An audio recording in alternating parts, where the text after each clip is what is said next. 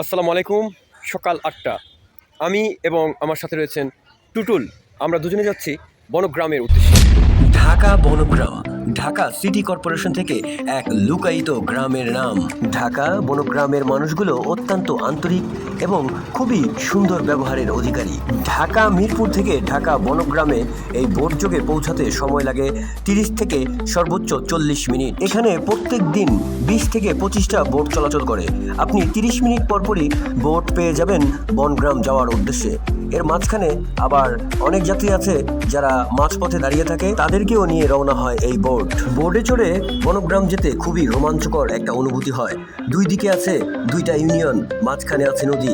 আমরা যাচ্ছি অন্য আরো একটি ইউনিয়নে। একদিকে আছে আমিনবাজার ইউনিয়ন আর অপর দিকে আছে কাউন্দিয়া ইউনিয়ন। কোনো এক সময় কাউন্দিয়া ইউনিয়ন এবং আমিনবাজার ইউনিয়ন মিলে একটি ইউনিয়ন ছিল, যে ইউনিয়নটির নাম ছিল ঢাকা কাউন্দিয়া ইউনিয়ন। পরবর্তীতে আমিনবাজার ইউনিয়ন পৃথক হয়ে আমিনবাজার ইউনিয়নে রূপান্তরিত হয়েছে। ঢাকা মিরপুর থেকে ঢাকা বনগ্রামে যাওয়ার সুন্দর একটা অনুভূতি হচ্ছে এই বোটযোগে। আর এই বোটযোগে জনপ্রতি ভাড়া হচ্ছে 40 টাকা। মাত্র 40 টাকা খরচ করে বোটযোগে এই সুন্দর একটা ভ্রমণ আমার খুবই ভালো লেগেছে। যতই আমি সামনের দিকে এগিয়ে যাচ্ছি, আমার হৃদয়টা ততই শান্তশিষ্ট হয়ে যাচ্ছে।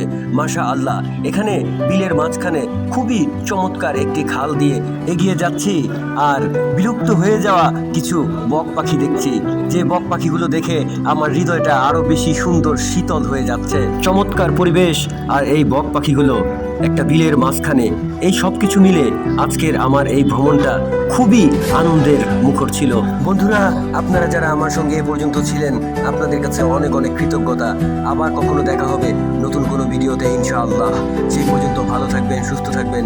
আসসালামু আলাইকুম ওয়া রাহমাতুল্লাহি ওয়া বারাকাতুহু।